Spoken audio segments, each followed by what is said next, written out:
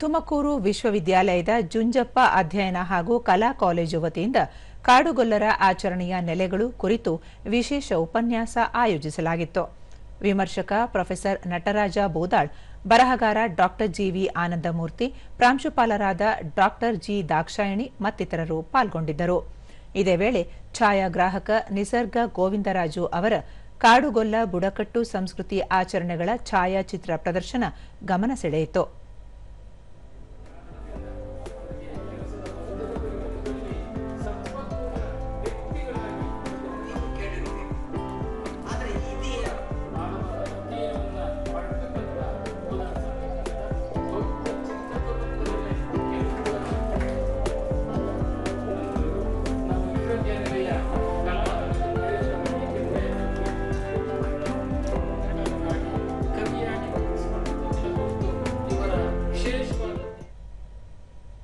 ಬಳಿಕ ಪ್ರೊಫೆಸರ್ ನಟರಾಜ ಬೋದಾಳ್, ನಿಸರ್ಗದ ಜೊತೆಗೆ ಸ್ವತಂತ್ರ ಬದುಕು ಕಟ್ಟಿಕೊಂಡಿರುವ ಕಾಡುಗೊಲ್ಲ ಸಮುದಾಯ ತನ್ನದೇ ಆದ ಆಚರಣೆ ಮೂಲಕ ಮೂಲ ಅಸ್ಮಿತೆಯನ್ನು ಉಳಿಸಿಕೊಂಡಿದೆ ಎಂದರು.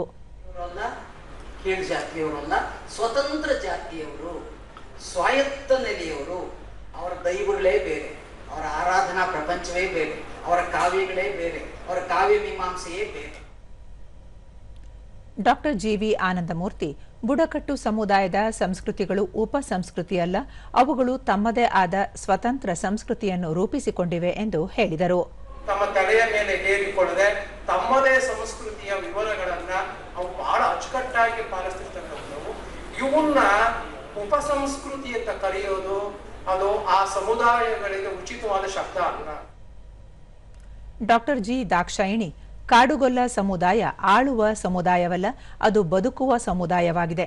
ಈ ಸಮುದಾಯ ಇಂದಿಗೂ ಸಂಕಷ್ಟದ ಪರಿಸ್ಥಿತಿಯಲ್ಲಿದ್ದು ಸಮಾಜದ ಮುಖ್ಯ ವಾಹಿನಿಗೆ ಬರಬೇಕಾಗಿದೆ ಎಂದು ತಿಳಿಸಿದರು. ಸಮುದ್ರದಲ್ಲಿ ಮುಳುಗಿದಾಳೆ, ಆದ್ರೂ ಆ ದೀಪ ನಂಗೆ ಇಟ್ಕೊಂಡಿದ್ದಾಳೆ. ಅದು ಹೆಣ್ಣು ಕಣ್ರಿ, ಏನೇ ಆದ್ರೂ ನಾನು ಬಿಟ್ಕೊಡಲ್ಲ, ನನ್ನ ಸಮುದಾಯ ನನ್ನ ಜೀವನನ ಅಂತ ಆ ಕಮ್ಯುನಿಟಿನ ಹಿಡಿದಿಟ್ಕೊಂಡಿದ್ದಾಳೆ.